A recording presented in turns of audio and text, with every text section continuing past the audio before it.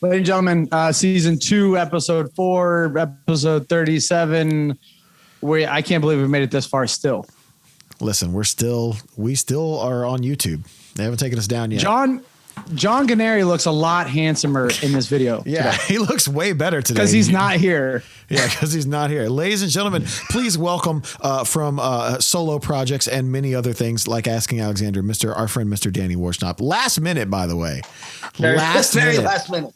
Like, I mean, 20 minutes notice. Well, here's the thing. The people, I did a poll and literally like 250 people wrote in, and the two most names were Brent and they said Danny. Like 30 people said you should get Danny to do it. Well, here maybe they just think Danny's not busy. They know Brent's not busy. They're like, who else can we possibly get? All right, let's get Danny. This is actually my least busy day I've had in a while, so it was good timing. The only thing I have to do today is, but I was telling you earlier, I have someone coming to install some speakers in the house. That seems like something you would be able to do. Yeah, but they have the speakers. Okay, fair enough. It seems like you feel like a handy enough guy. Yep. You seem like a handy enough guy to be able to. And right now, you are renting. You just told me you're renting a place in Texas, right? Yeah, I'm spending a lot of time out here right now, so it just made sense to at least have kind of something of a home base instead of either sleeping in someone's guest room or renting hotels. When you came out to America, to Texas, I guess, did it come with the camo most American t-shirt city? Or so yeah, and like they gave you a camo shirt when you get to Texas, right? Yeah. Yes. Yeah. They actually, as soon as you arrive, they give you boots, an American flag hat, and a camo shirt. Yeah. There were police waiting for me at the airport when I got in. They're like, "Where's your camo? Get down!" He said, "Put this on right now. You're not coming in. We can see you." Red coat. My oldest son would fit in so good because that's like his new favorite thing to wear is camo. Like he loves. Dude, that's my favorite color. We play this. We play this Xbox game now called Hunter Call of the Wild. It's literally a hunting game, but it's not like Big Buck Hunter. Like you're actually on thousands of acres. And you have to like find and track animals. And like when you shoot them, they don't just die. It's like a real game to where like, you got to come up and slit a throat kind of thing. Like, well, I mean, no, you don't skin them or anything, but like you got to track them down after you shoot them. As a, most hunters know you don't, as you shoot something, it doesn't die automatically unless it's like a great shot. So my son loves this game. So now he's like obsessed with, like, he wants to go.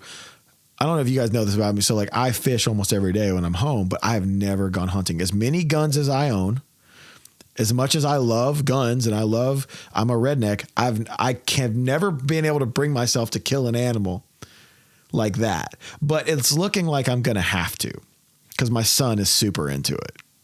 I mean, listen, I have an opportunity for you to go up in a helicopter to do a pig hunt, and they're wild and they kill people's dogs and attack children. So like they're bad pigs. Bad pigs. I Dude. thought you said like you get the chance to kill people's children. I was like, what the fuck kind of hunt is this? Listen, it's actually that's my favorite Ice-T movie. If you dude. hate other people's kids and small dogs, just like whoa, what the hell? He's not lying. He's not lying though. Like wild you go pig hunting are, from helicopter.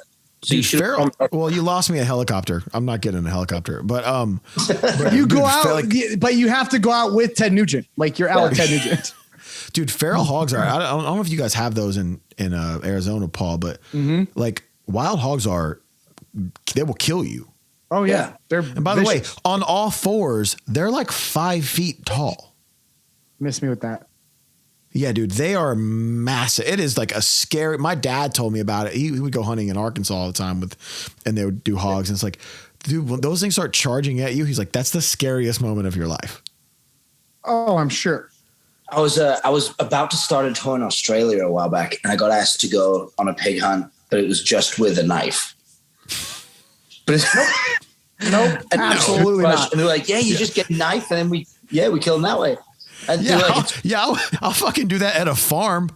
I was like, I was not expecting mini it. pigs. What the fuck? Yeah, there's a knife on bacon that's already dead. That's already dead pig. Yeah, no way, dude. I was so close, and I was like, dude, this is Australia. I mean, forget the pigs, everything else. Okay, so it was in Australia. Yeah. Yeah, that's our joke on this podcast. What a joke I've been saying for years is Australia and Arizona where the devil keeps its pets.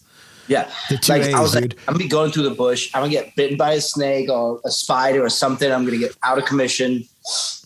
Something small and stupid, right? Like an ant is going to bite your Yeah, dude, an ant. Dude, there's ants in Australia. You're dead in 3 seconds, or at least you lose a leg. Yeah. Dude, Australia is so wild. We were there one time and we went out to, I think I've told this story on the podcast maybe before, but we were out at Bondi Beach and it's so strong that we like, where you always end up a little bit further down from where you set your towels if you're like out in the water and the current's coming. So we were out there and we were just throwing footballs and stuff. And dude, we ended up like literally over 3/4 of a mile away from like where our stuff was. But all day we kept seeing these little weird jellyfish. They look like an art of a jellyfish, like a perfect. They didn't look weird or anything. We kept seeing them all day, and we just kept kind of avoiding them. Well, the next day we went to the aquarium there, and they're like, if you see one of these jellyfish, stay away from it because it will kill you with one sting. I'm like, dude, we should have switched this. We should have went to the fucking aquarium the first day, and then went in the ocean the second day because it was terrifying. Like that's the thing about Australia, man, and those people don't care. Like, dude, there's stuff in Australia that is the scariest thing ever. Like any animal. They have the biggest population of poisonous snakes, I believe. Yeah. Fuck no, that. dude, fuck that shit. I went there when I was a kid once and like was staying with some family friends and I got to put my shoes on. I say like, no, you got to knock your shoes out first in case there's like one of these crazy spiders in it. You got to check under the toilet seat and stuff. Why does anybody live here? Well, I know why they live here. We sent them. It's beautiful. We sent them there. But that's America's original prison, bro. That's England's original prison. Yeah. And then they just made the most gorgeous humans ever down on Australia. Dude. So everyone's beautiful and happy, being like, I don't know, maybe today I die, maybe I don't. Let's have fun. Yeah, I don't know. Yeah, That's great. As a prisoner, you're forced to eat lobster. Oh, what a life! What a life! They used to feed prisoners lobster because they thought they were bottom feeders. Oh yeah, I thought it was dirty. Oh man, what a great life! So you're in Texas right now. I just finished a small tour. Paul, you just finished some corn shows. When does your tour start, Paul? Start beginning of March. Corn, Chevelle, and Code Orange for about a month.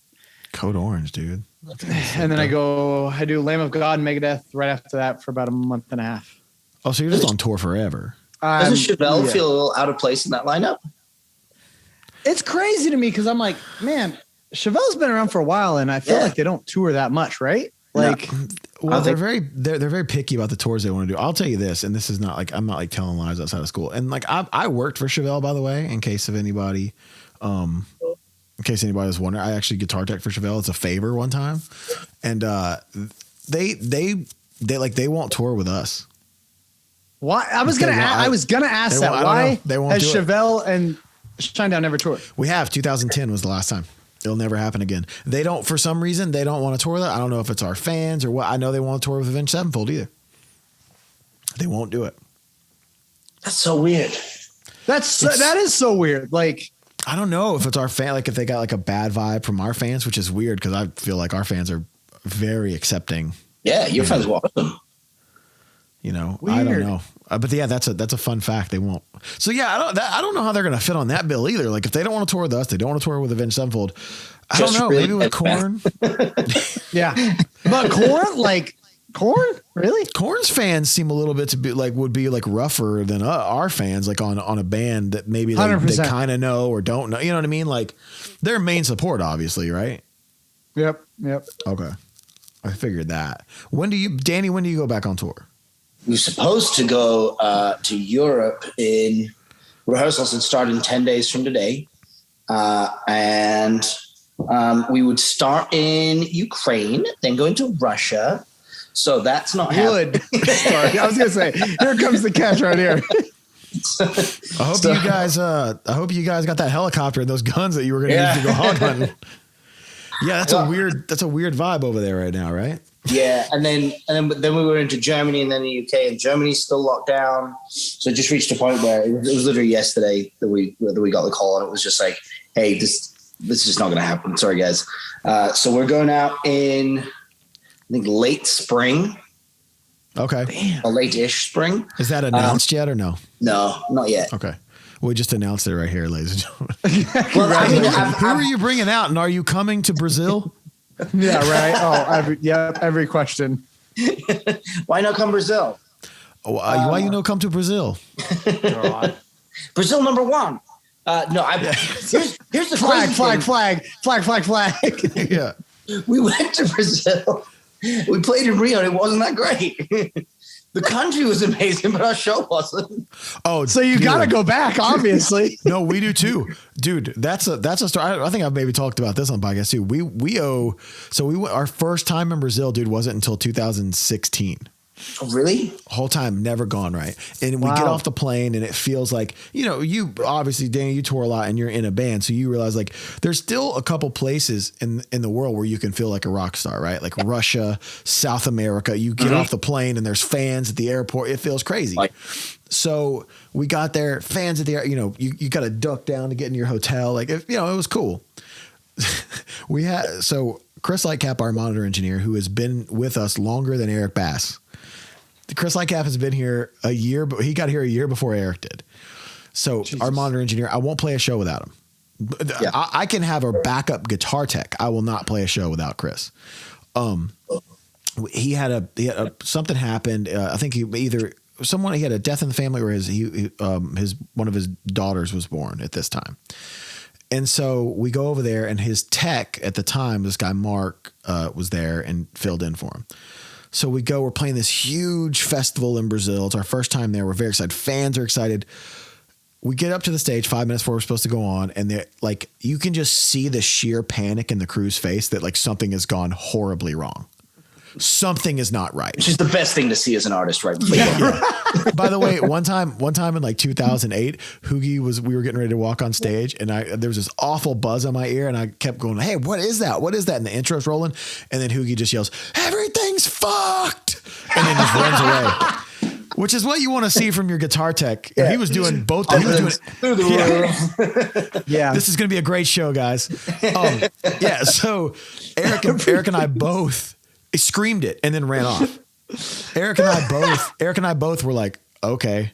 But this time, everyone in the crew looked like this. It was like everyone was mentally saying everything's fucked. So it's like 10 minutes into our set time, dude. We're still standing on the side of the stage. We're like, what is happening?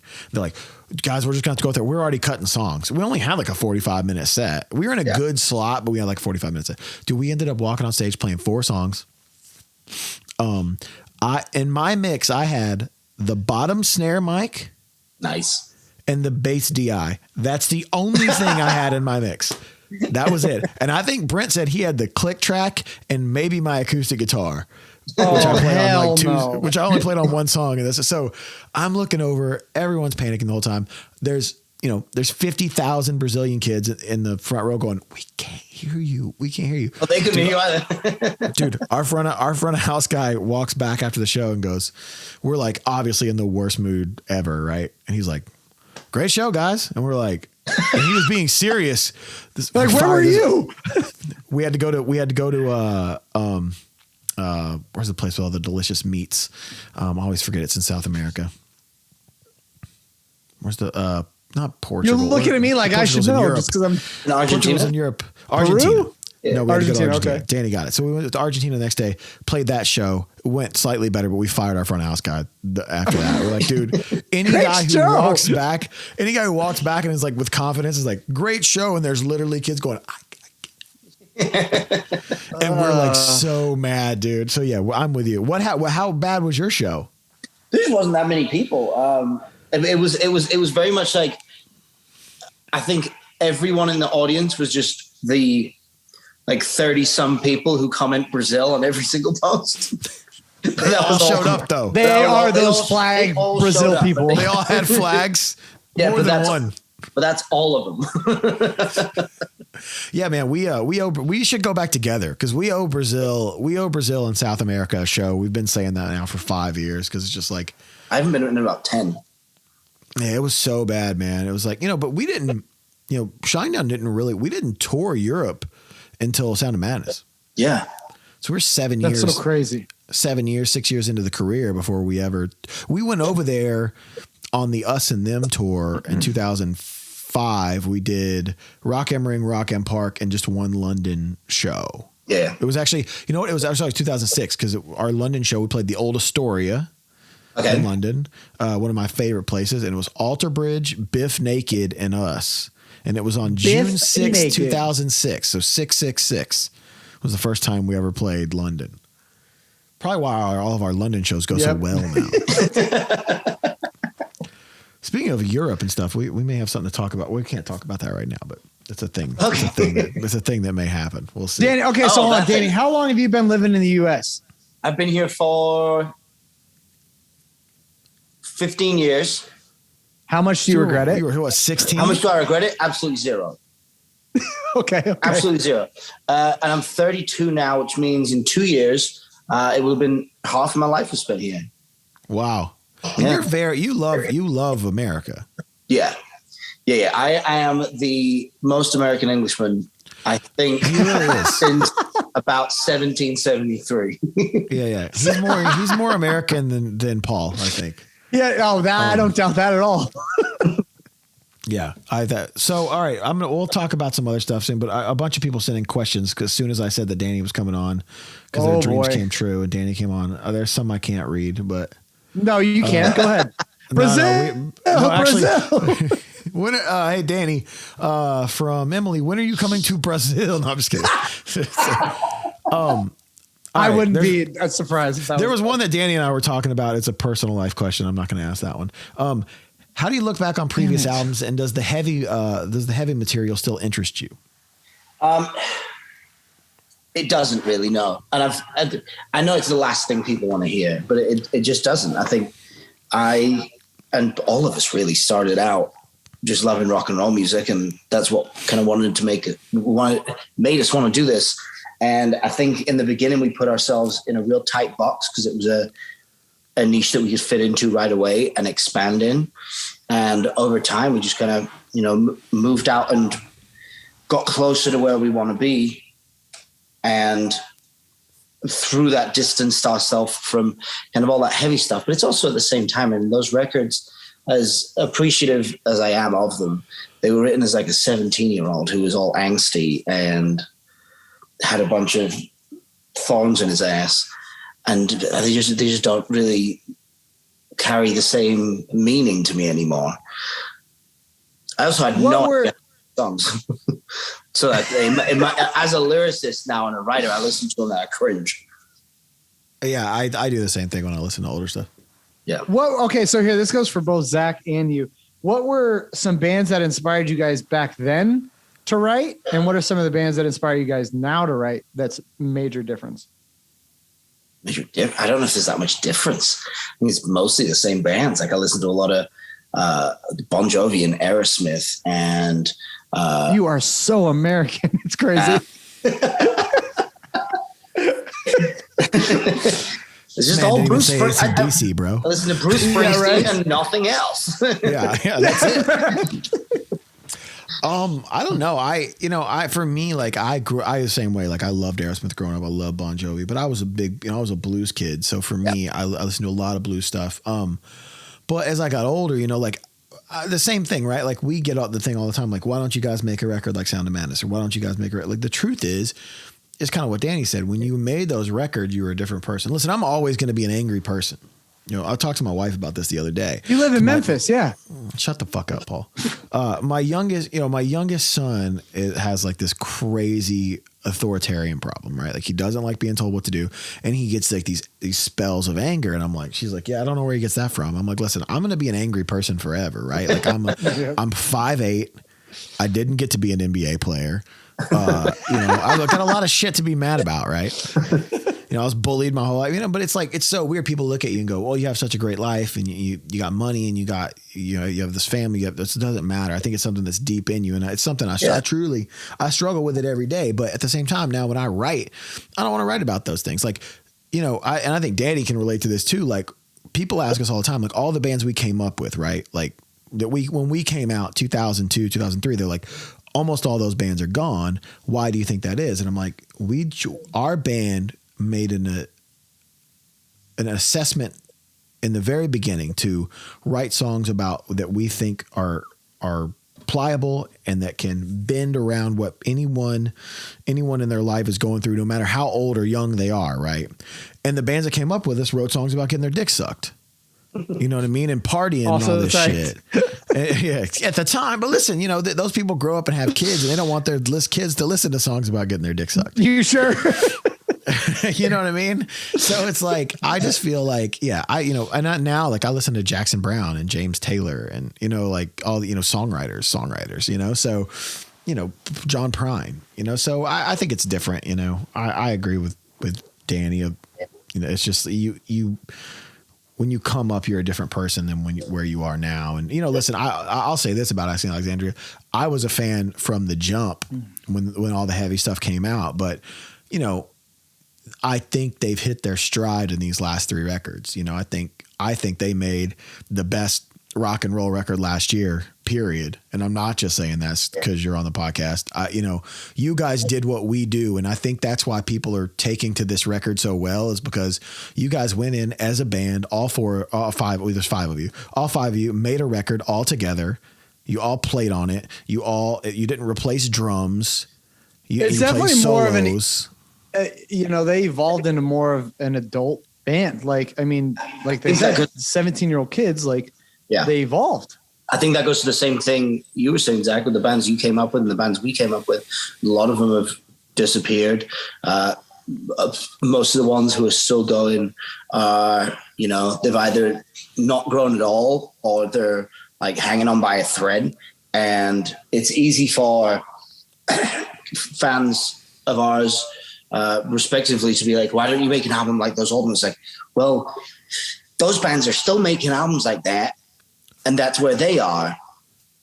You can only say that to us because we still exist, because we grew and expanded, and we worked hard and put a lot of time, a lot of thought, and a lot of effort into improving what we do and kind of growing. And yeah, but you and Ben became honest to God songwriters. Yeah. You know what I mean? Like that's the thing that happened, right? You could, I always tell people, they go, "Are you a golfer?" And I go, "No, I play golf." Yeah. You know what I mean? Like I think when we all start out, right, we are guys who write songs. I think when you guys started out, just like me, you were guys who write songs, and now you guys are songwriters. Yeah. You know how to craft a song and make it this story. And that the last 3 records are the biggest proof of that, right? Like it's truly, we listen to them when we're working out almost every single day, and it's that's the thing about it, is you grow and you learn. And now, you're older, so you have more things to write about. Yeah. When you're young, like, you don't have a fucking experience. Like I started touring when I was 14. They're like, "Oh, you got all these things to write about." I'm like, dude, I literally eat McDonald's and I go to the club and I play the gig and then I try to, like it's all these things. So I'm glad we touched on that. There's a lot more questions. We'll do like a speed round of questions. Let's go. Yeah. All right. What's your favorite song you've ever written? That's a good one. Favorite song I've ever written. It's actually a song that, it's going to be on, I believe, American Idol next season. And it's called Too Little Too Late. And I wrote it about 1.5 years ago, completely by accident. I was just sat at the piano and I just came up with these chords, and I basically the chorus fell out of me. And they're always the best ones, I feel. Yeah, the fast ones are always the best. They just happen. You don't even think about it. And I then went into the studio and just recorded it. And I have the exact same recording on my phone. And then, yeah, I was looking forward to putting it out myself, but then it's like, that's such an enormous opportunity. And also it kind of gives the song a chance to have maybe a different life than it was. Yeah. That's always good when you can do that. I remember when we did I Dare You and Chris Daughtry did it on Idol, and it just opened it up to a whole new group of people, when that stuff happens. It's always a good opportunity. All right, let's switch to cameras. All right. Someone said, if I was to buy a camera to tinker around with, like an entry level, what would you recommend? Entry level. That's such an impossible question. Because there's so many different budgets for things. The most amazing camera you can have to carry around is whatever you will actually carry around and have with you. And for 99% of people, it's their phone. Yeah. And it's a great, and that's a great tool. But I will say this: I jumped on the Leica train after Danny got into him, and then Sanjay got into him, and then Nikki Six has always been into them. So Six was trying to get me to buy one 15 years ago when they were there. He was trying to get me to buy film ones. And I was like, I'm not, this is, yeah. I'm not into this enough. And, and now like that I have one, I can't again, I have an old original Mark 1 5D I just literally keep a fisheye on it and I can shove it in my kid's face and take pictures. But it's so big and bulky to carry around. I got that Leica and man, I bring it everywhere. It's like my phone now. Like I will not leave my house. I don't leave my house without it. And it's truly amazing. This is one that I love this question right here because this is like me because I'm a cook boy. So what's your favorite carnivore diet meal recipe? You don't have to get the recipe, but what's your favorite carnivore diet meal? How about that? Well, actually today, I'll put my finger over here he goes. This is how I'm used to seeing Danny all the time because he lives in Texas. He's got to show you. It's just him walking around. What did I make today? I asked him about this and he said he paces a lot. That's what I did a whole lamb leg yesterday, so I've got a bunch of that I'm picking through. A whole what? Today, a lamb. Okay. And then today I have hearts and liver and there's some bacon in there. I think there's some steak in there too. You're like a meal prep boy, huh? No, I just cook a lot and then like by the end of today I'll finish that.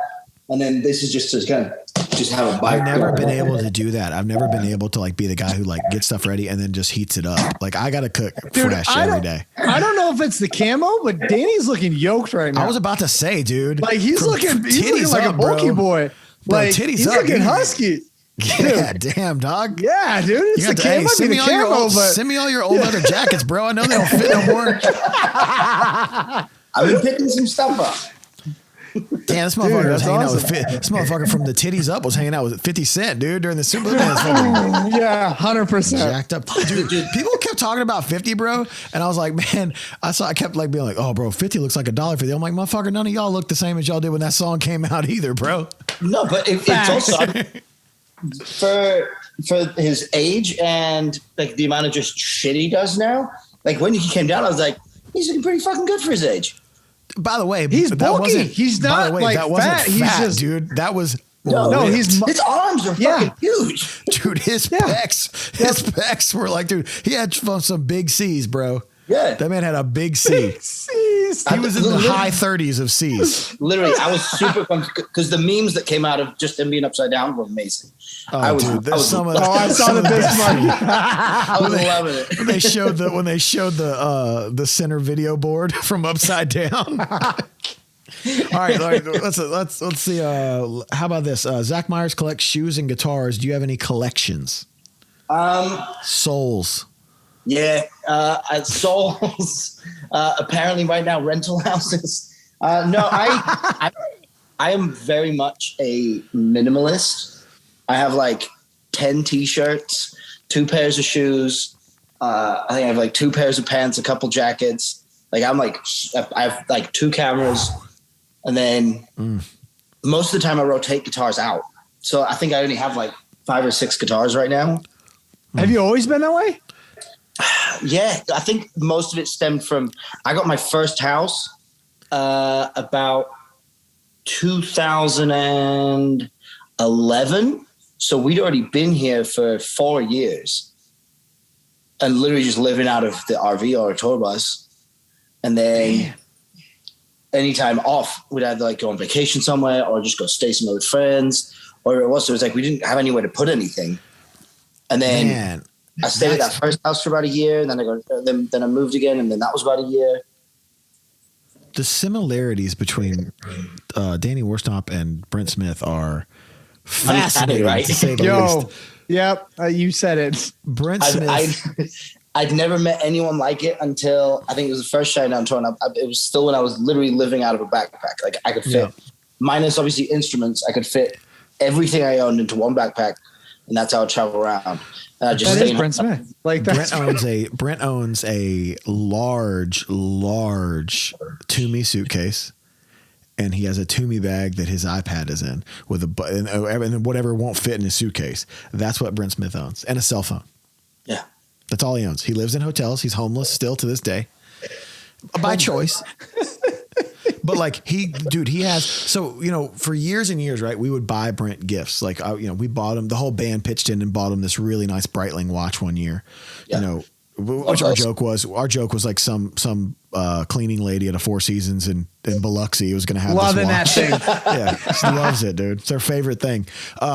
But so I figured out he wears these Lucky Brand t-shirts. They're his favorite shirts to wear.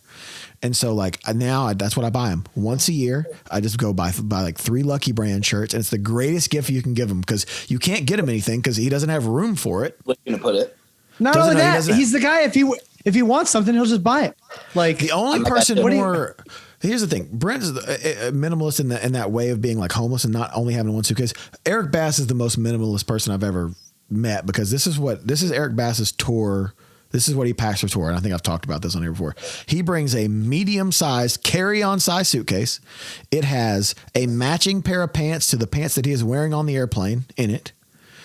It has a pair of workout shoes, a pair of workout shorts, his toiletry bag. And if he's not wearing the hoodie on the plane, the hoodie's in there. And that is everything that is in that suitcase. He has a pair of pants. He doesn't wear underwear. He has a pair of pants, workout shoes, workout shorts, and his bag. And his like, I can't look at Eric Bass the same way anymore. When he gets there, he has our assistant Aaron get him socks and white Hanes t-shirts, and that's what he wears. That's literally all he wears every day. Dude, check this out. I did my last solo tour I did. I was like, okay, how minimal can we do this? So it was me and a guitar. I remember seeing pictures of it. Yeah. Everything else was on tracks. We did it in a Suburban. So we were loading just rack cases into the back of that. And I told everyone, I was like, listen, no one can bring suitcases because there isn't anywhere to put them. So it was literally everyone had just like a pair of pants or 2 and a hoodie and like a little bit of toiletries and phone chargers and stuff. And then there were 4 of us out and I just got 4 t-shirts and 4 pairs of socks and 4 pairs of underwear on the ride every day. It was amazing. Danny's like, hey, I'm a minimalist. What if you guys are You're different all minimalist now. The guitar player wears like an extra small. He's like, dude, this shirt is so big. Like, sorry, man. We get Time one to pack of bulk each up, thing bro. a day. Fucking underwear falling off me. God damn it. I suggest you start fucking bulking up, Daddy. Let's go. Yeah. Get some liver in you. Dude, get these hearts in you, baby. Yeah. All right, let's go. Let's do a couple more for Danny before we start getting into the normal shit. Have you heard Shinedown's full album, Planet Zero? I didn't read this before I started reading it. Have you heard Shinedown's full album, Planet Zero yet? If so, what's your favorite song? I've not heard the full album yet. Eric had showed me. I'll send it to you. I think 2 at Ben's house, and that's what I've heard. I'll send it to you. Let's see. But I think it's amazing, and everyone should pre-order it. Thank you very much. There you go. Good man. Thank you very much. I appreciate that. Let's see. Let's do one more. This is a good one. What's your favorite book? Favorite book? That's good. There's a book, I think it's called 100,000 or something. And it's basically the entire premise of nobody knows you. No one's ever met you. Everyone has met and knows and understands a completely different version of you. And there's however many people you've met, there's that many different versions of you out in the world. No one ever really meets you. And it's a very interesting book. Kind of breaks your reality a little bit. Yeah, I don't know if I need to read that. I'm already in my head enough about stuff like that. That sounds like a cool concept. Yeah. All right. Those are the fan Danny questions. We just finished this tour. The last show was in Portland. And I got to do one of the craziest things ever, which was, if anybody knows me on the podcast, or knows anything about me, I'm obsessed with shoes. I've always been obsessed with shoes and art. I love art. My favorite shoe designer of all time, probably everyone's favorite shoe designer of all time, if you're into sneakers, is a man by the name of Tinker Hatfield. He designed the Air Max, I believe the Presto, the Air Raid, the Air Mag, every single Air Jordan that everyone's ever loved, from Air Jordan 3 to 16, I believe he did. And he came out to the show in Portland. We'd been talking for years just through text and email or whatever. And he came out in Portland, and it was one of the coolest experiences ever because it was him and my guy Reggie, who is on my he's the main artist guy at Jordan, who I've been with since 2016. And just super cool, man. And the next day I got invited to the Nike campus, which I've been to before, but to go in with Tinker, who he kind of built this place, and it is immense, man. The scale of this place now, and all the new buildings. There's so many new buildings that I hadn't seen since the last time I was there. But man, that guy's an incredible architect. The things he's designed and done, is truly fascinating. So that was a cool thing I got to do. John, of course, asked him what was his favorite New Balance that he designed. Knowing John, naturally. And John's, but then he goes to John at the end. Kent is obviously our merch guy's a huge sneakerhead as well. And at the end, Tinker tells John, he goes, yeah, man, just if you ever are in Zach's closet and you see something you love, just let me know. I'll send you a bunch of pairs of them or whatever. I'm like, what? Come on, dude. You know how long it took me to get a hookup from that company? Not alone, let alone that man. Yeah, I'm like, yo, bro, I've been trying to steal your shoes for a minute too. Like, what the hell? Well, John doesn't wear my size. That's the thing. You wear my size. I wear half a size. And I still haven't gotten shit from you. You know what it is? It's like he's getting him hooked on the sneaker heroin because you don't care about sneakers. He's like, let me give you a little bit of the juice. Yeah. Then you get a little bit of juice for the keep coming back. You like the juice, eh? I have an opposite of a gripe this week too. Wait. Hold on. Danny, real quick, just so you know, Zach has this podcast literally just so he can bitch about things that piss him off. Oh, yeah. Well, no. Here's the thing. Have you met what are they, musicians before? Ever? Oh, yeah. Didn't you say you tour with musicians? Yeah, wait. You have opposite of a gripe? What is this? Honestly, this podcast should just be called Zach's Gripes at this point because it's just me. It's literally the podcast. Danny is very Larry David. It's just me bitching about things and how they happen to me, like how they even came to happen to me. I have the opposite of a gripe, dude. So, Danny, when I travel, if I'm flying commercially, he loves flying, by the way. Yeah. If it can go wrong, it goes wrong for me. Murphy's Law. It doesn't matter. And everyone always all the time now is like, why do you fly private so much? I'm like, it's not to be cool. It's because when I fly fucking commercial, everything goes wrong. People are assholes. I fucking can't get on the flight. I missed the flight. Flight's delayed. Flights can't, anything that can go wrong. Dickhead flight attendants. Everything that can go wrong goes wrong. So the other night I decided obviously to stay in Portland. We ended in Portland. I stayed till midnight the next day so I could go to Nike and do all the things. And then I'll take the red eye. Get to the Portland airport late. I mean, my flight was at 12:40. I think I got there at 11:40 or whatever. Every fucking person was the nicest person I've ever seen at any airport ever. I mean, not only nice, I mean cracking jokes, the whole, it was unbelievable. Yeah, Paul, I see you want to say something. I got a theory. Yeah. All drugs are illegal there. What do they got to be mad about? That's true. A lot of fucking homeless people though. God damn. All drugs are illegal, man. Come on. I will say this. I got to the gate. Yeah. I got to the check-in lady and she was older and she was like, hey, where are you going today? I'm like, yo, it's midnight. I'm ready to go to bed is where I'm going. She just did a Jaeger bomb and she took some Molly. Dude, she was shooting up. She's like, where are we going? She's like, hey, is it still microdosing if you take 20 milligrams of mushrooms? Throughout the whole day. Whatever you say. Whatever you say, Janet. Macro dosing. Yeah, you're macro dosing mushrooms. That's the name of the podcast, dude. Macro dosing mushrooms. Yeah. So we, we go and then I go through security and usually all those people are everyone was fucking nice, man.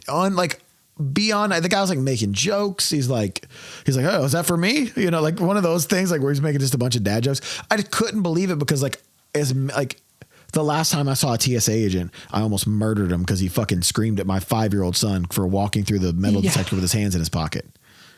He treated my son, and in Orlando, treated my son like a fucking terrorist. And I literally said some shit to him, and then I had TSA surrounding me because I was like, I go, hey man, if you keep raising your voice, there's going to be a big fucking misunderstanding. Yeah. Like it was really bad.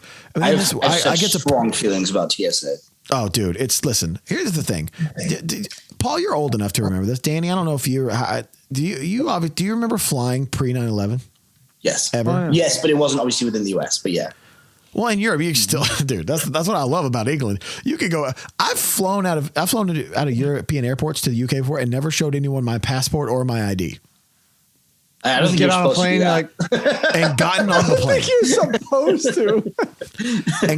and gotten on the plane. Like it wasn't like a big deal. Like because that's the thing is like you do the ticket yourself at like in the UK or Europe. You put the bag on the thing yourself. You take it. You don't even have to deal with people if you don't want to. Yeah. It was amazing. So to go from the TSA thing in Orlando where the guy yelled at my kid like he had a gun in his pocket to this was just a very refreshing. It was like I was, normally I'm just always bitching about stuff on here. It was so nice that everyone at the airport was nice. Everyone. It was one of the most refreshing things I've ever seen. Here's the thing though, about because you say about the gun thing. I've flown with a gun before and they're totally cool. I've accidentally had knives in my bag. They're pretty cool, but I throw it away. One time I went through DFW with a tomahawk in my backpack. They obviously confiscated it, but they were cool. On that. But if you ever tried to take some fucking toothpaste through that bitch, you son of a bitch, get out of here now. Get on your knees. Dude, This isn't 3 ounces. This is 4. 6.7 of Crest, motherfucker. That's because they think that's a bomb. Downtown. Dude, we talked about this on the podcast. We talked about it on the podcast a couple of weeks ago. There's a great Jim Jeffries skit where he talks about flying. And he goes, why do we have to take our shoes off? And he was like, he's talking about being in an Australian airport. And he goes, because they might be bombs. He's like, but they're not bombs, are they? It's like, they're so stupid. Like, dude, flying pre 9/11, you could just walk through the gate. People don't remember this. Your significant other, your kids, everyone can go to security. So now it's just like this false sense of security thing. It's literally a fake security blanket. Theater, yeah. It's theatrical. They can tell. Yeah. It's theater, dude. Speaking of that, man, we were in LA for a little bit doing the video and doing the photo shoot and all that. And I was like, oh man, I don't want to be in LA with all the crazy mask stuff. And they're still weird about it. And it was bad, but I didn't realize how actually not bad it was until we got to like Seattle, Portland area. Oh my God. This is like an indoctrination. Yeah. Like they think you're going to die if you don't have your mask on. Yeah. They're never going to not wear masks. I Apparently California's lifting the mandate in the next couple of days. Because again, dude, I said it last week. It's this point. It's theater. I'm at an NBA game where everyone has to wear masks the whole time. Yet there's dudes on the court jumping all over each other, spitting, yelling, blah, blah, blah, and then sit on the bench and put their mask on. I'm like, what are we doing here? This is theatrics at this point. And then you watch the Super Bowl and like the mayor's like, this is going to be the safest Super Bowl ever. No celebrity had a mask on. They kept showing them had a too. fucking mask on. Dude, they kept showing them and that's what blew them out. They just like keep showing LeBron James. He's like, funneling beers, whatever the fuck he's doing. Spitting on purpose, sneezing on everybody. So it's like, it's one of these things where I was just like, and every time they posted a picture of the mayor, how hard it was for me to not just retweet, go, man, this guy's really good at holding his breath. Oh my God. I just hold my breath the entire time. Yeah. I held my breath the entire time. I'm like, bro, you took 40 pictures in a row. You're dead. Yeah, this dude's Michael Phelps. So ridiculous, man. He talks about he held his breath the entire time. I'm like, bro, get out of here. It's theater at this point, man. We know. Listen, like that's the thing I was going to talk about too. Like, I don't care how you feel about vaccinations. Like, whatever your thoughts are, right? But to me, I just can't imagine being at the end of this year. There's going to be a lot of people who are 4 shots into this thing, right? And they're going to get COVID. 4 shots in, and then they're going to look at someone who doesn't have a vaccination and go, you're a fucking idiot. Yeah. And this isn't a vaccination podcast, but I'm like, I just can't imagine the wherewithal of this is the one where we get taken off YouTube. Yeah. Oh, for sure. I can't this imagine is where we get canceled. Right the mechanics in your brain where you're like, you're 4 shots in, you get it, and then someone who is unvaccinated doesn't get it, and you're like, you're an idiot, you're killing us all. Wait a second. It's so silly. Exactly. It's like the most ridiculous thing. Speaking of it, man, the Super Bowl halftime show I thought was incredible. I still have to watch it back. I was on my way to shoot at the San Antonio Rodeo here because Tanya Tucker was playing. Yeah, great. I love Tanya. She's an absolute godsend. So they were in town, so I went to go shoot that. So I got to just see like a bit of it at a restaurant I stopped at. We couldn't really hear it because I still have to watch it back. You got to watch it. It's really good. It's Speaking good. of that, is it in the news, Paul? Is that in the news? Part of it's in the news. Yeah. So Well, let's just do Paul reads the news now. my thing. So real quick to chime on to what you guys were saying.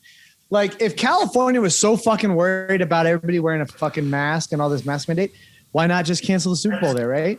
Why not? Because it's too much fucking money. Like, Dude, rules for thee and not me. Mm-hmm. It's rules for thee and not me. It's that they probably made everybody listen. LeBron James is there, even though he tells people he's vaccinated. I've told you guys on this podcast several times. I know for 100% fact he is not. You know, it's like all these things. You know, like it's the same thing with like, you know, people talk about the Nike thing. You know, Nike, and I was just there, and I'm not going to talk bad about Nike, but like they're talking about firing employees who weren't vaccinated. Meanwhile, one of their probably 4th biggest shoe sellers is Kyrie Irving. You're not firing him. Yeah. no. Rules for thee and not me. And that's kind of what LA is. And it's kind of what LA has always been. You know, listen, It always has been. in the thick of it, dude, that fucking Harvey Dent fucking governor they have. That guy was just out at his own vineyard, made every vineyard close except for his. And like, you know, he was out at Naturally. dinner, no mask, you know, and this is like in the thick of it, you know? So it's like, it's all theater, man. It's all for theater. It's going to be the safest Super Bowl ever. Meanwhile, every celebrity just drooling all over each other. And, you know, They're it's so spitting weird, each other's man. mouths. Yeah, which is great. That was the hottest part about it. Yeah. In the news, actually, everybody going to LA for these Super Bowl parties. Kodak Black was shot. Paul reads the news. Paul reads the news. Yeah. Do you know who the fuck Kodak Black is? I've heard the name. I know what he looks like. The goofy guy with one of the face tattoos. Every rapper. Every rapper ever. Yeah, no, exactly. Every rapper who's come out past all my favorite rappers. Like, I mean, there's a lot of new rappers I like, but like any SoundCloud rapper you could have said. That could have been one of those island boys you just mentioned. I have no idea. We can only wish it was.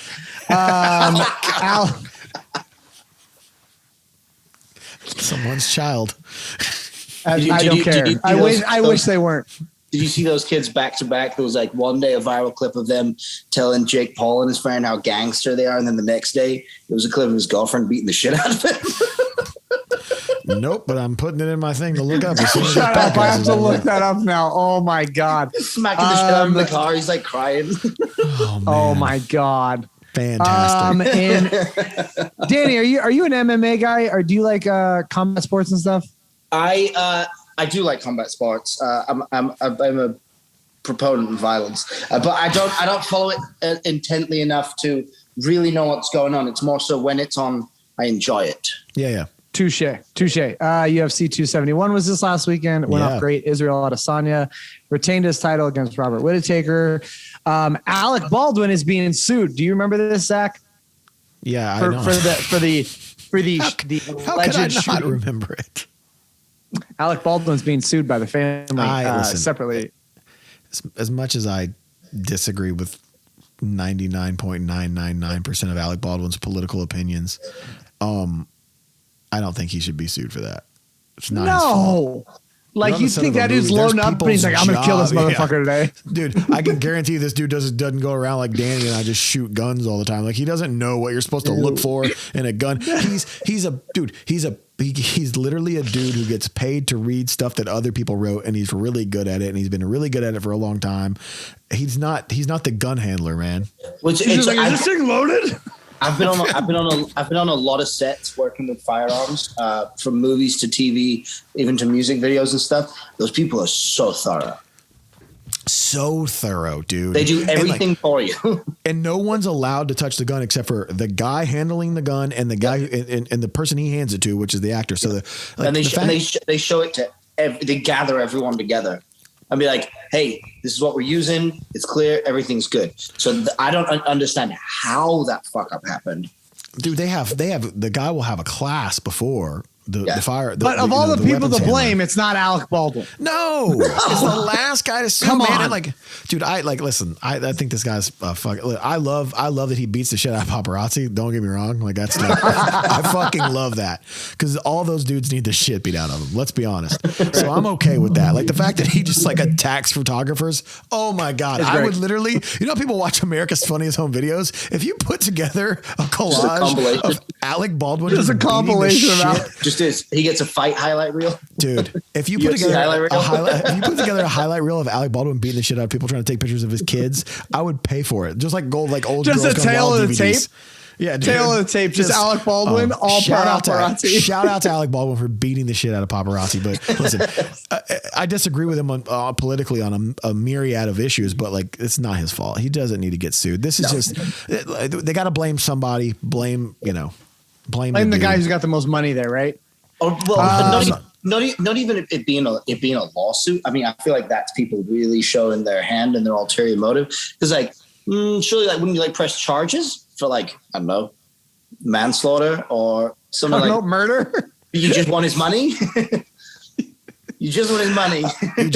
This is not about restoring the memory of your daughter or your sister or your this whatever. Is about a new Lexus. Or your wife's loss. This Go after somebody better though. Alec Baldwin. I mean, he's got money, but you couldn't get anybody better to sue. Like he got money. Last thing on the news related to the Super Bowl, and I know this is me and Zach kind of talked about it. We want to talk. Eminem taking a knee during the halftime Super Bowl. I don't care. Who cares? Like, here's my thing about it. Are you never allowed to take a knee again? Here's the thing. It's like there's no national anthem going on. Let's keep in mind. I'll be honest. I don't think he like did it for like a reason. I just think he did it to look cool. And now everyone's like, shout out to Cap. And I'm like, I really think that he just did it. Cause if you like, I watched it like this Instagram video the other day of him. Like he does that like all the time on stage. Yeah. Like it's like one of his like moves that he does. And if you just Google like Eminem kneeling. There's like a tribute to like, this is a tribute to Colin Kaepernick. And I'm like, which by, listen, I'm American as it gets. I love this country. It never offended me when football players took a knee during the anthem. I think that's a peaceful way to protest, but also the fucking national anthem wasn't playing. It was still DRE that was playing. Yeah. Not only that, but bro, like, that's like saying for people who I don't know if you guys, I mean, that's, I don't know. It's so fucking stupid. I don't care, the man. fact Like, that that's even a conversation. The fact that like my favorite part is like all these like these like white people who were like, that was the worst halftime show ever. I'm like, no, it wasn't. You obviously didn't see Maroon 5 or Katy Perry. I'll be honest, it was in my top 5, and this gets me. You know what? This will get us into gripes. Oh boy. You better watch out. You better be nice, or you might find yourself in Zach's gripes. Speaking of that, I posted my top 5, which by the way is an opinion. The only one that I said was an opinion. I said Prince. That's the one that's not an opinion. You don't get to impart your opinion on this. Prince was the greatest halftime show of all time. After that, you can debate all you want. And the people that get on my page and then will like, bro, your opinion's like, blah, blah, this isn't fact. I'm like, yeah, no, I didn't say it was a fact. I said Prince.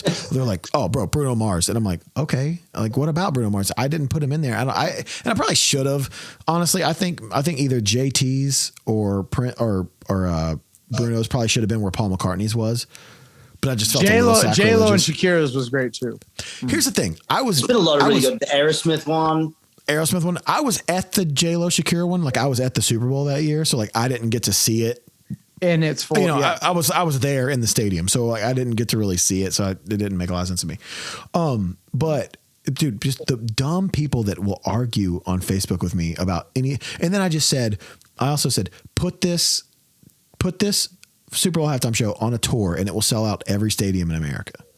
Yeah. That's all I said. Which, by the way, and I said, that's a fact. Yeah. That's 100% a fact. And people are going, just because you say it's a fact doesn't make it true.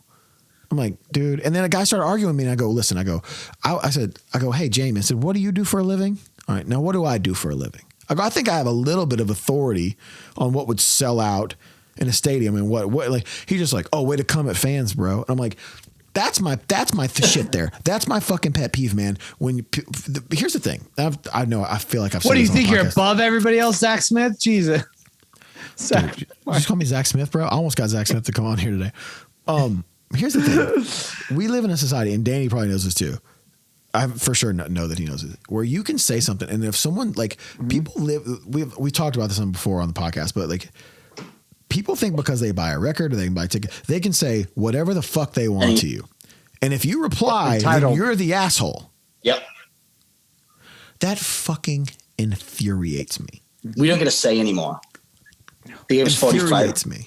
He gave you $45, Zach. And you get, dude, that's the thing is like, we've talked about on here. We've talked about on here, like, you don't get to say anything else. I bought that signed LP. You don't get to say shit. I bought a concert ticket. You're not allowed to say anything to me back. And I will talk to you any way I want, young man. You know, it's like this weird thing where it's like, oh, you're going to talk that way to a fan. I'm like, you started it. Yeah. You came on here and started talking shit and I gave it back to you. And like, that's like, we've talked about this before. Like I just got let back on Facebook and I'm like, cause I was banned for a month and I was like, man, listen, I think I'm just going to back out of here. Like it's such a toxic environment. You don't have Facebook. Reach a point where you just got to bow out. Do you have Facebook?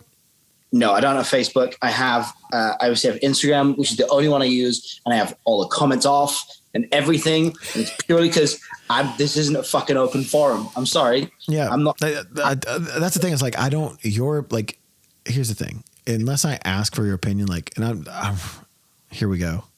You love trolls, Zach. Don't say you don't love trolls because you love going in. I do like going in because I know that I'm smarter than most of them. So like I can. What are you saying? What are you saying? You're above everybody, Zach? Yeah, that's what I'm saying. That's exactly what I'm saying. That's the title. I don't care. Zach Myers, smarter than you. I don't care about your opinions of like something. You know what I mean? Like if I say something, like I don't need to know. Like, oh yeah, well, like I posted my top 5, and somebody was like, "No, U2." I'm like, dude, U2 is my favorite band of all time. Always will be, forever. I think that U2 halftime show after 9/11 was one of the most amazing things. But we're talking about the top 5. In my top 5, it just didn't make it. There's too many other good moments. And this one was number 4, I thought. And maybe even number 3. As much as I love Tom Petty, it was. I thought it was really, really, really well done. And everyone, like, you see people bitching and going like, "I wish they had more Eminem." I'm like, dude, this was about California. The Super Bowl was in L.A. This was a Dr. Dre show. This was a Dr. Dre, and then he invited other people he had worked with or whatever. By the way, Mary J. Blige killed it. Yeah, killed it. She was so good. All right, I'm gonna stop bitching about people on Facebook. I really only have one. I really only have one other gripe. So I'm at our house in Wisconsin right now. It is very, very, very, very cold outside. Can we get rid of all the fucking questions and the rigmarole we have to go through at gas pumps when it's fucking cold out? Like you put your card in, they're like, "Oh, what's your zip code?" I'm like, "Fuck off. It is freezing out here right now." "Oh yeah, would you like a car wash?" Motherfucker, why? It's going to freeze.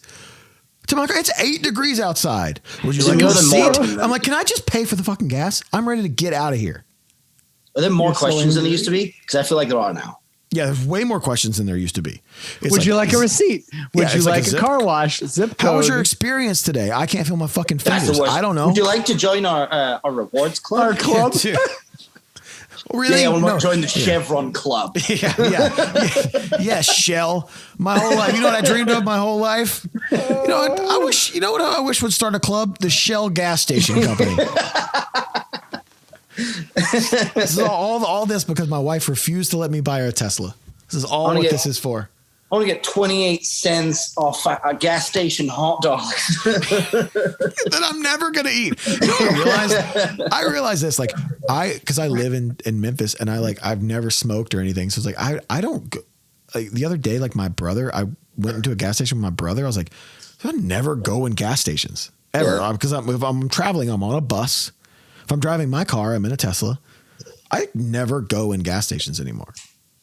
I only go in if it's like on a long drive. I'm like, I need an energy drink or a coffee or something, or just pee or whatever. Yeah, water. Yeah, got to find a trucker. Mouth's hungry.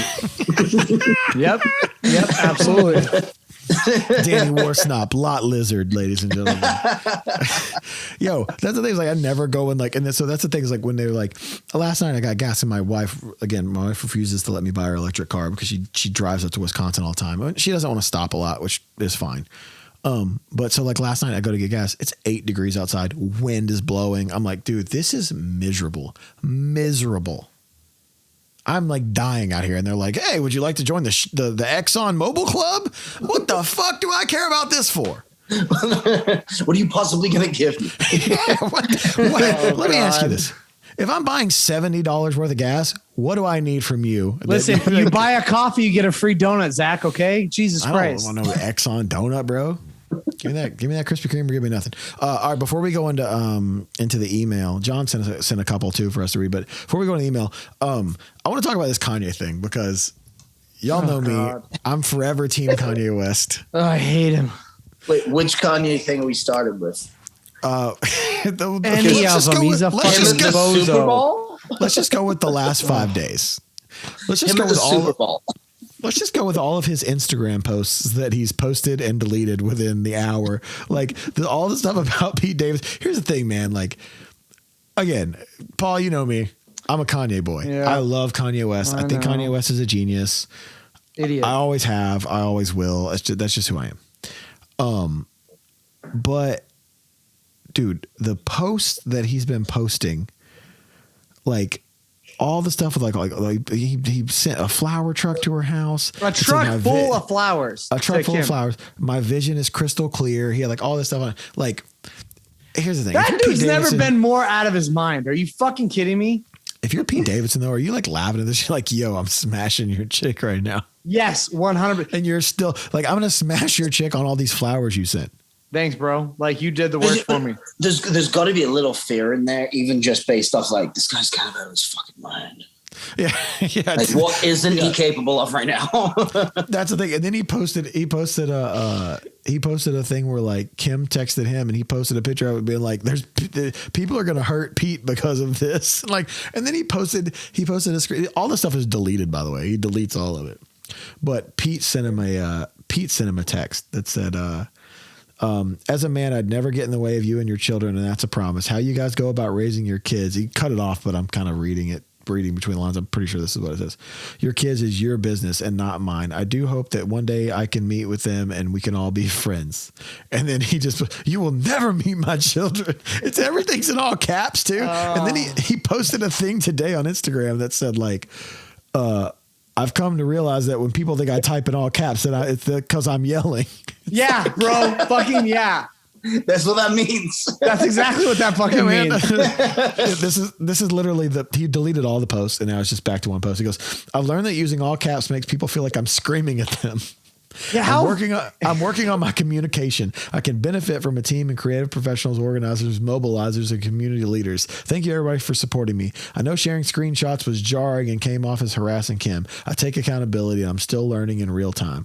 Listen, you're married to the baddest in the world, right? So like, I get like that, you lose that and you like start spiraling out, but I get even more that you lose that to some dude like Pete Davidson. Like Pete Davidson coming in and smashing your chick. Like, yo, there is an epidemic of skinny white tattoo guys slaying the baddest bitches in Hollywood right now, though. Bro, the Kardashians went to from strictly sports stars of African American descent. Yes, thank you. Yep. To dudes who look like us. Dudes who look like everybody on this podcast. Dude. Yep, absolutely. Oh man, I love it, dude. This is our time. Side note: do you think the most stressful job? What do you? I feel like that would be Kanye's manager. What? Kanye's manager has to have the most stress. Yeah, that has to be the most stressed out human of all time. Like, what shit show am I gonna have to clean up today? I feel like I would just set up like a permanent Zoom link if I was Kanye's publicist. Be like, listen, y'all just click this. I'll be here. Let's get ready. Doesn't matter what time it is. Yeah. Danny sent me this meme just now that I saw the other day. It's like the way Kanye paid $50,000 for Super Bowl tickets, and it's just all those holes in the mask. You can't see anything. Dude, by the way, he posted that that picture of him holding the yellow paper. The memes that are coming out of that. Oh, I can only imagine. There's so many good ones of him just holding that yellow paper and people just colored yellow over it and then wrote whatever they wanted on the sheet of paper. But is it maybe it's just another stroke of genius where he's just staying so fucking relevant and in front record of coming out in 2 everybody. weeks. Mm-hmm. And now him and Drake are on good terms. Is that correct? I don't know. Not that I care. I haven't cared about rap beef since I don't Tupac like and either Biggie, of them. bro. So yeah. I like Drake. To me, I've always said Kanye West was a genius since day one. Any guy who can become a billionaire and he was known as a rapper, but most of his money wasn't made off rap. Like, come on, man. Like, that's like, dude, that guy. Where do you deny it? Yeah, the guy, it doesn't matter what he do, he's going to be successful. And it's honestly not even because of his name. The guy makes cool shoes. The guy makes cool clothes. You know what I mean? Like it's just what he does. So the guy's a genius, man. And I don't use that word lightly. I don't go around calling everybody geniuses, but dude, come on, man. Like the guy's got something going on, Mm-hmm. Mm-hmm. All right. Y'all want to do some life advice / dreams? Last week, we asked people, what their worst oral sexual experience was. And I am going to read some of these to you now. John the Shaman, keeping you on track.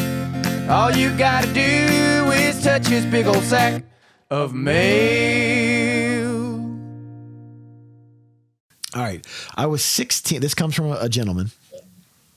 I feel like John now. Like I get to read these. John, this is John's department. This is weird.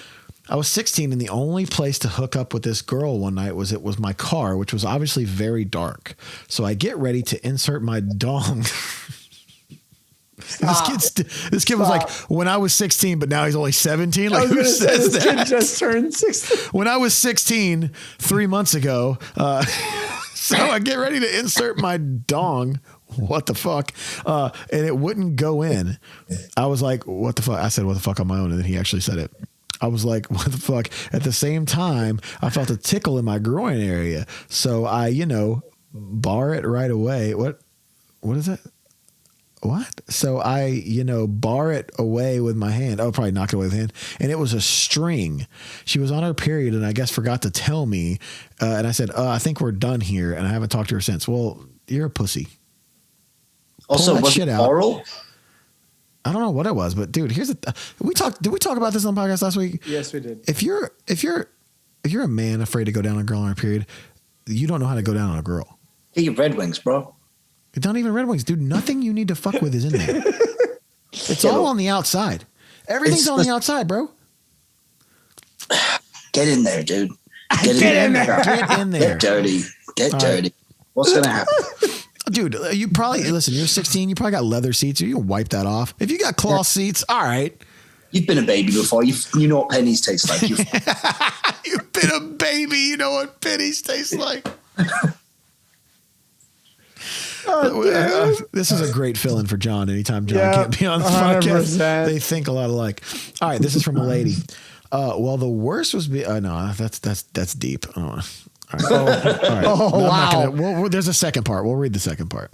To lighten the mood, let's tell my friend's story. It's a little bit lighthearted. Okay, so once she met this guy, pretty muscled, so they connected. All right, that's cool. Like Danny. Muscled like Danny. Yokes boys. Then that time came sex. Who's writing into us? I don't know. I'm not dyslexic. I'm pretty good at reading. While he was laying on her, he asked if it felt good. That means you suck. You asked? Fucking yeah. If you ask somebody if this feels good, you're not good at this. She said, "Well, if you put it in, it will." And then he said, "It's been in." And then he jumped off her and left and never heard from him again. Fast forward about a year, she met a new guy. He was sweet and kind, but she had to dump him. He was so big, it hurt her so much. And yes, this is a true story. Karma. So she went from like all the aspects of it. She went from like the smallest dude. You ever had a girl be like, "Is it in?" Nope. Wow. All right, this is a long one, but from the start of it looks pretty good. All right. So you asked for horrible sex stories, and I have my fair share of those. However, none of them are as entertaining as the one I'm fixing to tell you. This person's from the South. Fixing to tell you. People from the South, dude, you know what I realized? We type how we talk. Yeah. Yeah.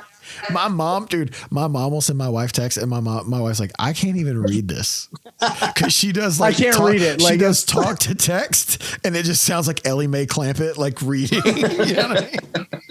She like reads it like how it's typed, and my wife's like, I don't understand what your mom is saying in this text message. All right, sorry, this is a long one, boys. Buckle in. All right, several years ago, my husband and I had planned the night out for our anniversary. The plan was for him, at least she can type. Plan was for him to take the kids to his parents' house an hour away while I got ready for our date, and we would leave when he got back. I kissed the kids goodbye and locked the door as they left, so I would be the only one home and had no intention of ending up on an episode of Dateline. Smart. In the days leading up to my date, my friends had been trying to talk me into getting bikini wax instead of a normal shaving routine. Shout out to them. I was up for it, and the only problem was that I live in a very small town. I'm talking one stoplight. That's the town that I live in, Wisconsin, doesn't even have one stoplight. And if I walked into the local salon and asked for a wax, my super slick lady bits would have certainly been the talk of the town. I like how she says that. So in my infinite wisdom, I decided to do it myself and with an at-home waxing kit. I can already tell you where this is going. I should have known better. With the doors locked and Beyonce on the radio, I pulled out the box. I love how detailed she is.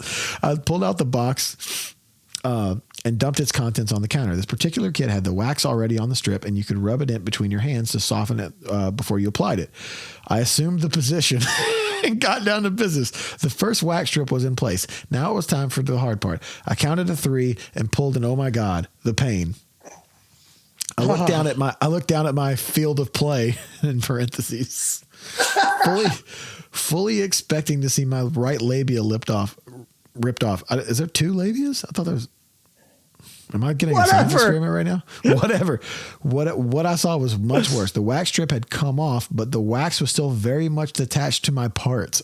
I reached down and tried to pull the wax off with no luck. Then I had thought I was a stroke of genius. Heat would melt the wax off and it would be easier to pull off. I told you I knew where this was going. Yeah, not so much. I ran to the bathtub and filled it with hot water and got as hot as I could and then got in. Feeling slightly uncomfortable in my position, I tried to scoot back and I realized my vagina was adhered to the bathtub.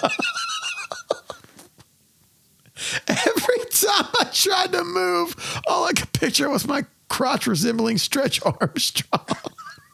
Oh my God. So here I sit alone in the house, glued to the tub, hot water turning cold, contemplating my quality of life, quality of life with one less labia when my cousin calls me to chat. I quickly debriefed her on the situation at hand before her laughter. I thought I heard her say she was coming over with a chisel to rescue me. The only problem was that my doors were locked and she couldn't get in.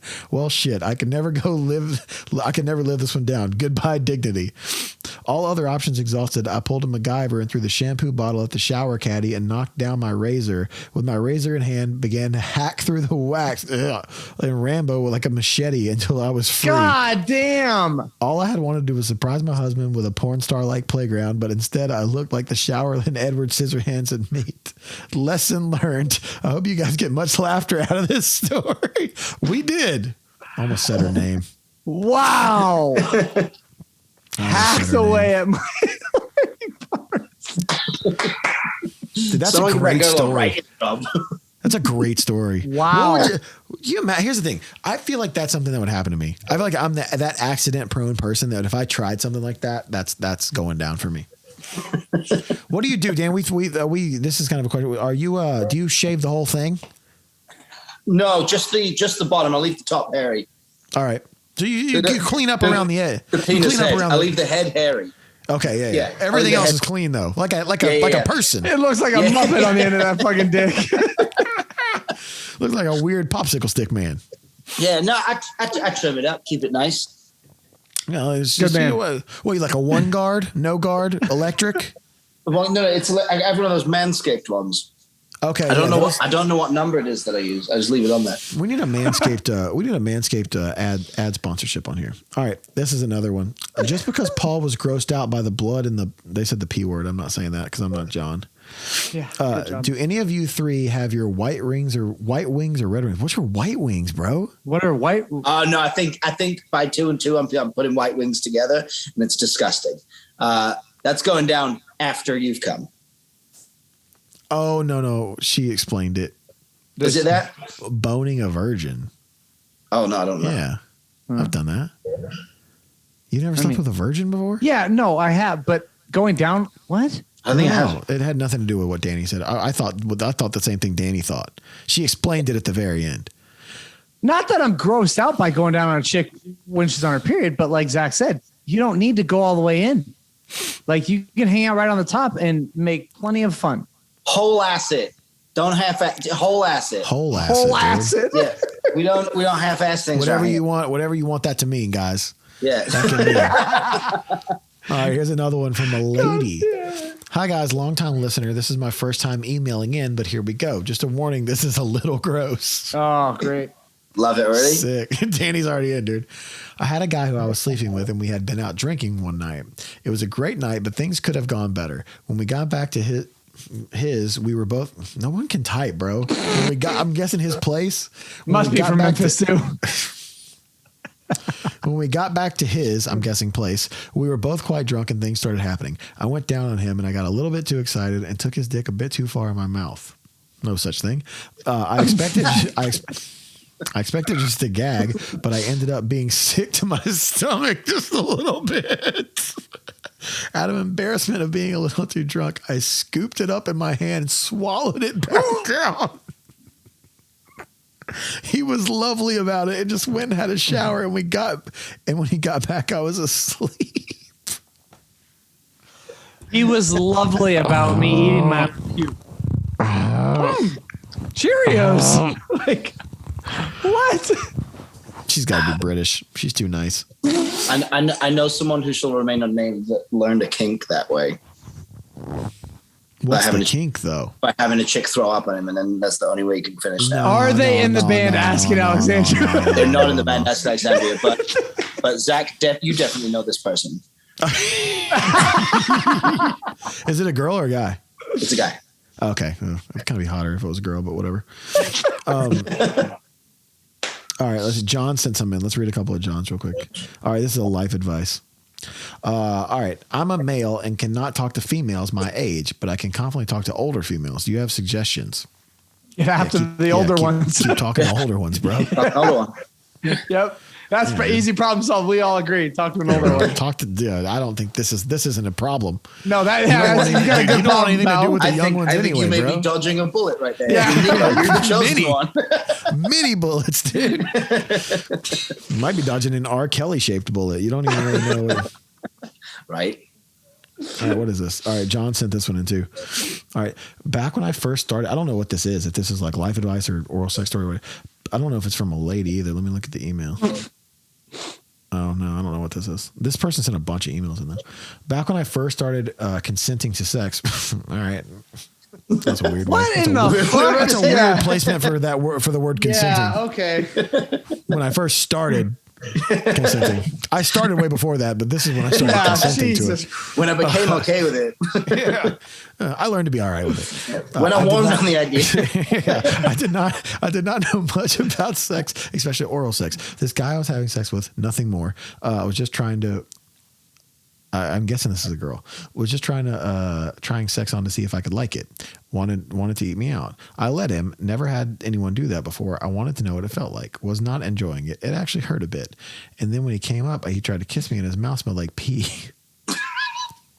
It was years before I learned that was not normal, but it let me down the rabbit hole of paranoia of my down south area during sex. I'm already abnormal down there.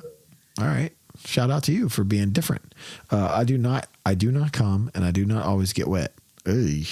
Some guys that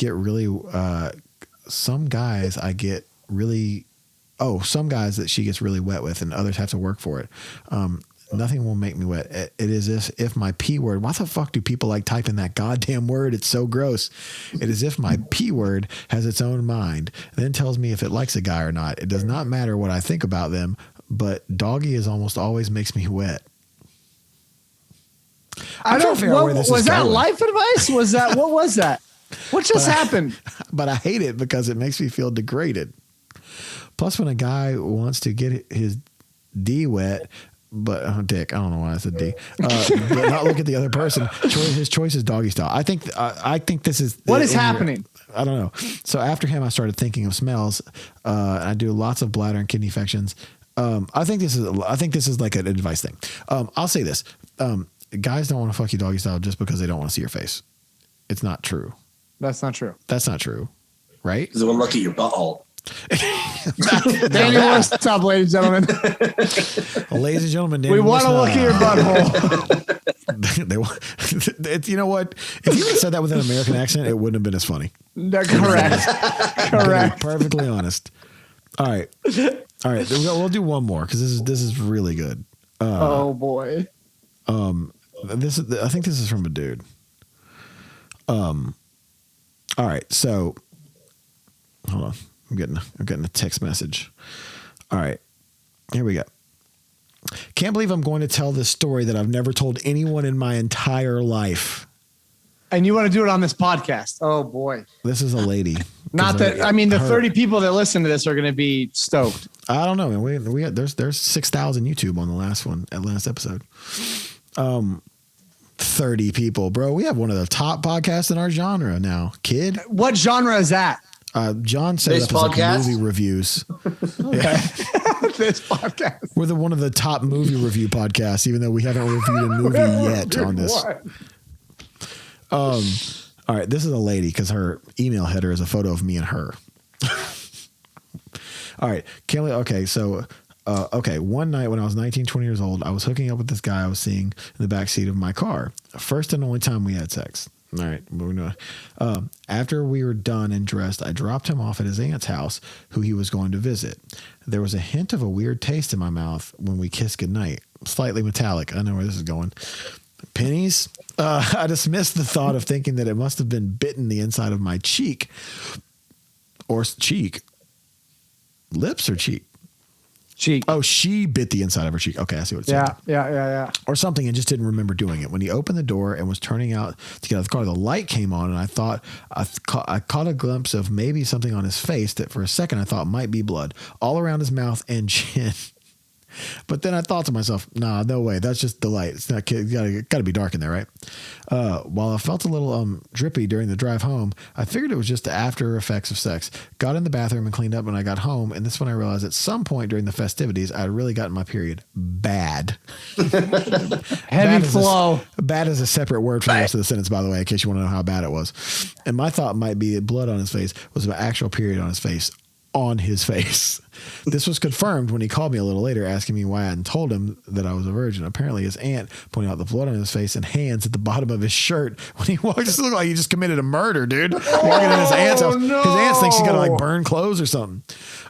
She thought he'd been in a fight. He'd gone into her bathroom and found out it was blood on her. I was mortified telling him that I wasn't a virgin, but I just got my period, which he figured out. He had gone Vlad Dracula on my lady bits. The conversation ended quickly thereafter, and that was the last time I spoke or saw them. I mean, listen. Whoa. Who hasn't had blood on their face, you know? Yeah, who hasn't walked in and their aunt been like, you good? Like, yeah, you know, like I feel like no, I don't know what. No, I've had blood on my face, right? I feel like I have. You're asking me like I know. I don't know. Danny, you ever had blood on your face? Well, lady blood, yes. But I have blood on my face all the fucking time. I got nose bleeds today. That's not what I meant, but all right. We're talking about your nose bleeds. I have definitely had that blood all over my face many times as well. Get involved. Get it. Listen, you got to get involved. That's kind of the moral of the story. Paul, Paul, give us a question for next week to ask him. Oh man, I can't think straight. Oh Jesus Christ, I don't know, man. Danny, what's a good question for them to write in next week? Good question for them to write in. What kind of life advice or sex question? Hey, I got some good questions for Danny before we sign off. All right, let's do it. Danny, who's got the biggest hog in asking? Cameron. Wow, you said that. I mean, yeah, that makes sense. All right, never mind. Fuck that guy, dude, forever. Fair. Yeah, it's like one of them big monster cans. I mean, I feel like that's the only question we ever ask our guests is who has the biggest hog. So that's all I got. Band, yeah, we asked Zach Hansen that too. Dude, Zach Hansen was the most PC guest we've ever had on because we were like, listen, when you guys were at the height of it, I mean, like the height of Bop, right? We're like, how many adult over 18 celebrities were trying to smash? Like, didn't answer. And yeah, how many times did you have a Treyway? Like, and he was like, how many times were you guys asked to perform as Hansen? Like all three of y'all, you know, he didn't answer that either. So. It's fine, man. That makes me so mad because that dude is like. Do you know what Cam and their band looks like, Paul? What's that? Yeah. Looks like Kylo Ren. He looks like Kylo Ren. Oh, I know. He's super tall, stupid handsome. I know. If there was a video game where you're like, oh, the video game is you're in a band and you get to create the guy you look like. That's him. That's the fucking guy you pick. 6 foot tall, skinny. Yeah. Skinny, looked like God chiseled his face himself. And of course he has a big dick. Why the fuck wouldn't he?